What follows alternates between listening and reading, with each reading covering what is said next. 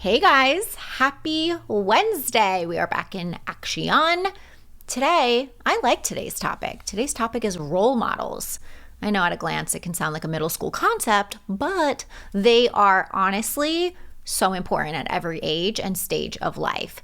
Getting to that next level requires us to surround ourselves with people, whether it's physically or online, who are more advanced than we are, whatever those advances might look like. You never want to be the smartest person in the room because that caps your growth, right? And so when I use the term role models, I don't mean in a fluffy way, like, oh, she's so inspiring. I hope to be like her one day.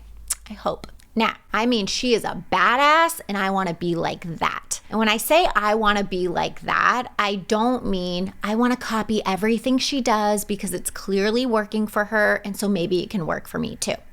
No, I mean, she is a shining example of something I desire. Her confidence, her swag, her power, her mastery, her humor, her intellect, her ability to laugh at herself when she's totally screwing up. I want to be like that. And just FYI for all you men out there, I'm using her, but this goes for you too. When we are magnetically drawn to someone, it's usually because they have something that we desire, a way about them that we admire, a skill that we too would like to master, a result we'd like to create for ourselves. Now, side note, if we struggle with low self-esteem or we lack a strong sense of self, this is where we can get trapped in that state of compare and despair. Like, oh, she has that. I don't have that. I want that. I'll never get that. But we're going to stick a pin in that for today. Right now, I am strictly talking about role models that truly inspire you to be better or do better. There's a phrase that I keep in my toolbox, and that is, you spot it, you got it. And what that phrase means is if you're feeling intrinsically drawn to a specific person and get all the feels, then you can be certain that that person has something that you yourself inhibits. Again, it could be a personality trait or a skill or a result that they've created. Just something that's very much in alignment with your true self. So when you find yourself like, I really like what that person is putting down, it's something to pay attention to. Why am I magnetically drawn to this person? What do they have or what do they exhibit that lights me up? It will give you clues into the truth of who you really are and what you're capable of. So don't ignore these clues. Instead, you want to lean into them. And so what does that leaning in mean? Leaning in can mean all sorts of things, but I'll give you an example. So for example, when I first started coaching, I was around a lot of different coaches. In fact, one of the things I loved about this industry is how up close and personal you could get with like your idols, right? Like you could train with them, take workshops, and I just thought it was so cool. Anyway, I was around a lot of different coaches with all very different coaching styles. But there was one coach in particular that just landed for me. I was super attracted to how she coached.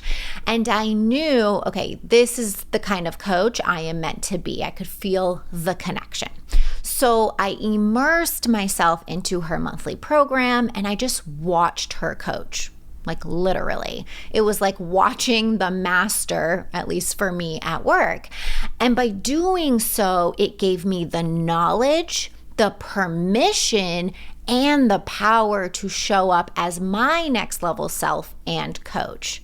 Okay, so that was me leaning in. Now, I could have easily taken the passive route and sat back thinking like, wow, she's such an amazing coach. I hate that word hope. I hope I can be as masterful as she is one day. No, I was like, I want to be that masterful in my craft. And so I decided to dive in and learn beside her. Again, this does not mean you become a carbon copy of this person in everything they do and say. No, but rather you're learning to adopt their way of thinking and feeling to drive your own unique action. Will you maybe pick up on some of their language and inflections or strategies here and there? Of course. But overall, it's about taking that next level you learned from them and making it your own. Another quick example, I recently had some professional photos taken, and my photographer advised me to create a mood board prior to the shoot so that we could capture the look that I wanted. And I knew right away that I wanted pictures of Kristin Cavallari. I'm just like super drawn to her confidence, yet at the same time, her playfulness. And so the shoot allowed me to tap into her energy, which for me, again, I considered my next level energy. And it was super fun to do. I tapped into what she would bring to the table here between choosing the location, the clothing, my mentality the day of, etc. So again, that's an example of leaning in. Not just being like, oh, I wish I was more like that, and then drowning in self-pity. No, it is your responsibility to activate those you spot it, you got it moments and use them to your advantage in your own growth.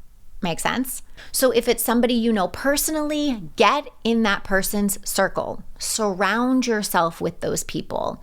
If it's a teacher, a coach, an expert, enroll in their program, work with them, or watch them work. Follow them on social media, listen to them, create mood boards. Like even Nathan, he's a music producer, and right now he's taking a masterclass with Ryan Tedder from OneRepublic. You are in charge of your personal community and who you choose to learn from. Okay, one of the best tools I can offer you guys in this arena is this. Once you've identified who your role model or role models are, and again, they're going to change based on your season of life, but once you've identified your own role model, you want to pause often and ask yourself, what would so-and-so think right now? How would so-and-so feel about this situation right now? What would so-and-so do right now? What would she say right now? How would she show up right now? Again, your role models are mirrors into your soul and next level self. So the more that you can pause and ask yourself, what would she think, feel, do, say right now? The more and more you lean into who you are becoming, the more and more you practice and train your brain to support your next level self. So good. For example, maybe you're a mom, okay? And somebody you follow on Instagram just speaks to your core. And you admire how calm and cool this person is, even when her kids are in the background screaming bloody murder, right? You love the way she carries herself, cool as a cucumber, in those scenarios. So when your kids are screaming, you want to pause and ask yourself, what would she do right now? What would she be thinking right now? How would she handle this right now? And then you lean into that. Guys, this is how you bridge the gap from who you are right now to who you are becoming. This is by far one of my favorite tools to level up and level up quickly. And all it requires is you paying attention to the people who exhibit qualities you admire, leaning into the opportunity to learn from them and grow, and then practicing that next level by simply pausing and making decisions from those new next level thoughts and feelings. So freaking good. Yes. All right. That is it for today, my friends. Thank you guys so much for watching per usual. If you are ready to reach your next level, the information to work with me one-on-one is down below. I'm inviting in the people who are committed to being creators. You know you're meant for more. You know you deserve more, and you're committed no matter what. These are the people I want at my table this summer. The link is down below. Remember to like this video and comment below, and I'll see you guys next week. Bye.